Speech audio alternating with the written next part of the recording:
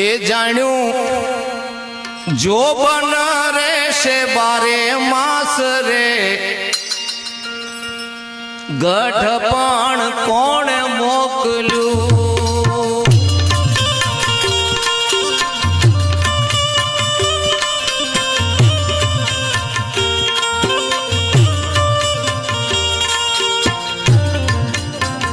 એ જાણ્યું જો બન રહેશે બારે માસ રે ગઢ પણ કોણે મોકલ્યું એ જાણ્યું જો બન રહેશે બારે માસ રે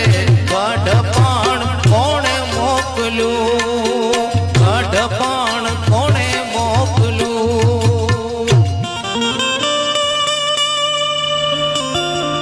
એ નાનપણમાં ભાવે લાડવા અને ગઢપણમાં ભાવે સેવ ગઢપણ ની અંદર બાબાને એમ થાય બે ગાંઠિયા મોઢામાં નાખેલી મોઢું મોળું મોળું લાગે છે આ ગઢપણ નાનપણમાં ભાવે લાડવા અને ગઢપણમાં ભાવે સેવ રોજ રોજ ભાવે રાબડી એ બડી ગઢપણની આવી ટેવ રે ગઢપણ કોણે મોકલ્યું એ બડી ગઢપણની આવી ટેવ રે ગઢપણ કોણે મોકલ્યું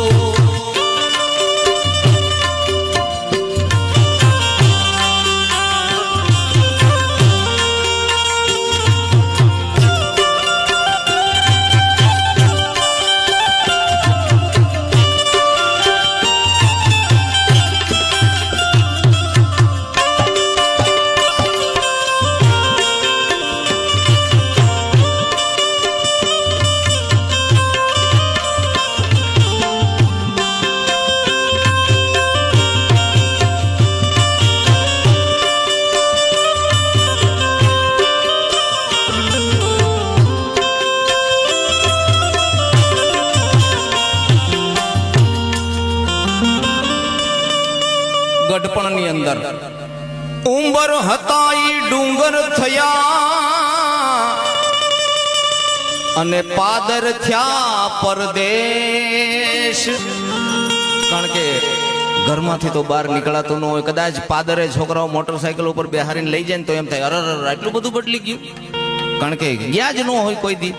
એટલે ગઢપણ ની અંદર આવું થાય નરસિંહ મહેતા કહે છે ઉંબર હતા ઈ ડુંગર થયા અને પાદર થયા પરદેશ ગોળી હતી ઈ ગંગા થઈ સામે જ માટલું ભરેલું હોય પણ ઈ ગંગાજી જેટલું આખું લાગે ગઢપણમાં આવું થાય ગોળી હતી ઈ ગંગા થઈ અંગે આવ્યા છે ઉજળા કેશ ગઢપણ કોણે મોકલ્યું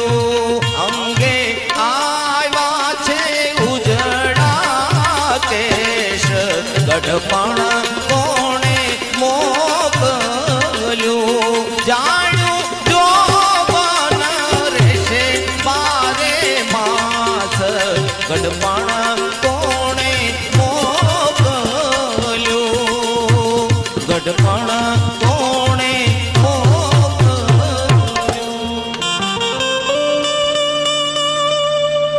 નોતું જોતું ને આવ્યું નોતી તારી વાટ કોઈને ગઢપણ જોતું ન હોય છતાંય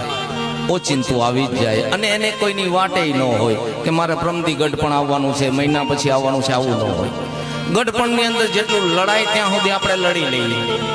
કદાચ ને કાળા કેશે કરી લઈએ આપણે વાળ ધોળા થઈ ગયા હોય તો કલર લગાડી લઈએ દાંત પડી ગયા હોય તો ચોકઠા નખાવી દઈ પણ છતાંય ઓહો ન મૂકે હોય કવિ કે છે